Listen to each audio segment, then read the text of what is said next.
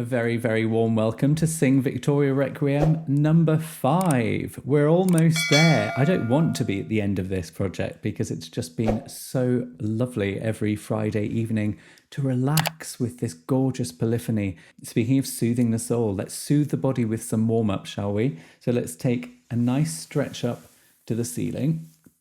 And we're going to take a good breath in through the nose and out through the mouth. And in again. Feel your chest expanding and out through the mouth. Going to take one more and out. Arms down. Put your hand on your tummies for me. And we're going to do some pulsing. So you know sometimes we do a general hiss. And also sometimes we do separated sounds like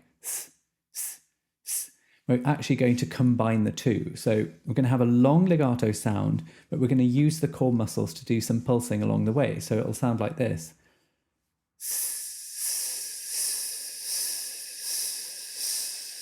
So the sound doesn't break, but you are doing little crescendos of sound. So let's try it with me. Ready?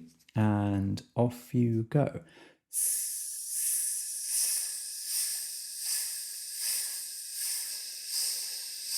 Very good. So you should, of course, feel a gentle movement inwards of the tummy on every pulse.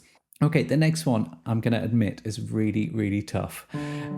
This is a test of everything. We've been dwelling on the 5 Italian vowels quite a lot also during the project. And I've been doing a lot of breathing work, how to keep the breathing going. So now David says, oh no, in the message. Sorry, David. Yes, it's a really tricky one. It's going to test the 5 Italian vowels and it's going to test how long you can now keep your air going. So I hope I can demonstrate it in the right way. Let me show you.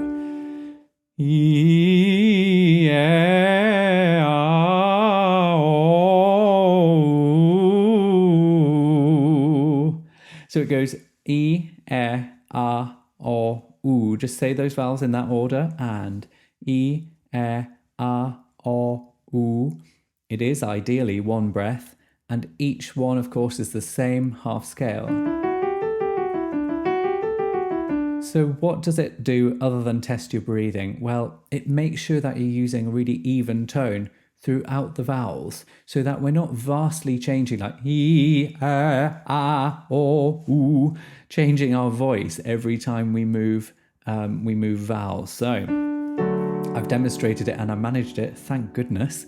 So your turn to have a go. I'm not going to sing, I'm going to concentrate on accompanying you. Remember, it is 5 rounds of the scale. Ready?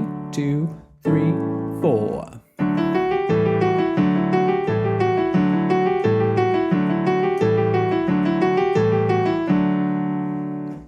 Thumbs up if you managed that. Not many thumbs going up. Let's now open the most wonderful motet in the world, almost, I think, Versa est in luctum. It's just a gem, isn't it? So let's get the music out for that.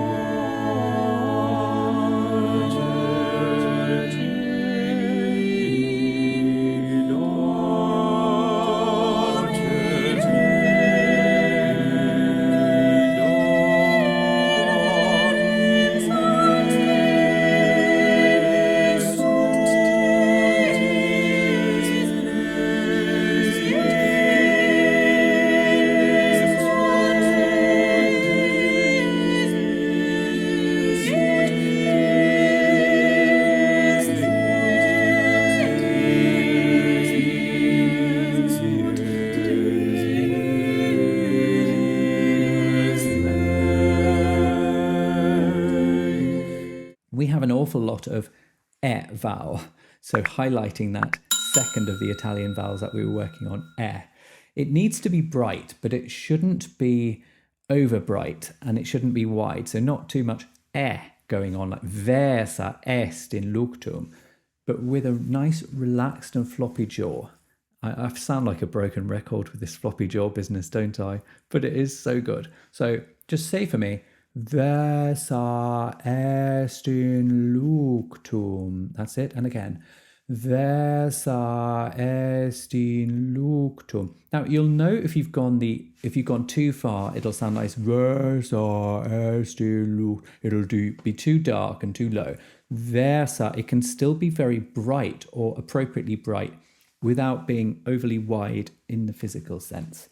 And after that, we get this wonderful flentium, which means weeping. Okay, so it's a beautifully descriptive word, and Victoria has not disappointed. He doesn't just do this, which it could be if the tenor twos had an A, but the tenor twos do not have an A. What do they have? They have a B flat. Now that's a rather more interesting chord, isn't it? It's an augmented fifth between the B flat and F sharp, and it gives it that just slightly blood-curdling feeling of weeping.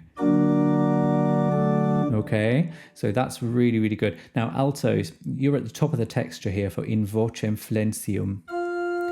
In vocem flentium.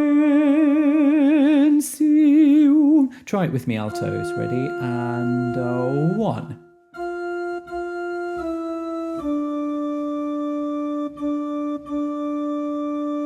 Good. Now the organ is neither leaning nor phrasing off, because that's the virtue of an organ, obviously. So I'm expecting that you are doing that for me. So really important that we all go together on that and just bring out that gorgeous chord. My goodness, it's lovely. So nice, so nice. So these repeated E's that come on the next page, you could either make a misery out of them, or they could make a misery out of you, or you could put lots of air through them and you could sing them quite fulsome and you'll be absolutely fine. And of course, I'm going to remind you to keep the nice floppy jaw. So keeping a really floppy jaw, lots of air flowing through it. 1, 2, 3.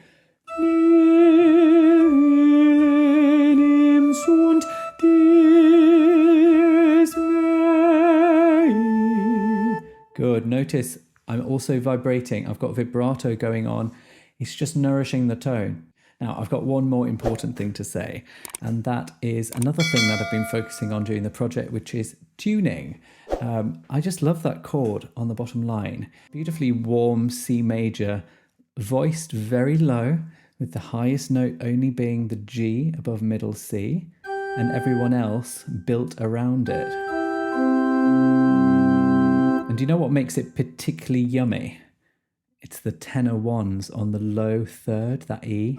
So we get 2/3 in the chord, and what does that do?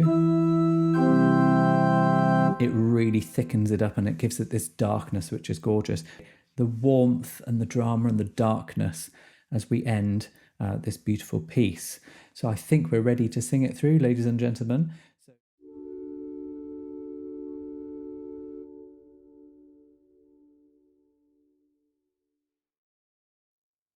So...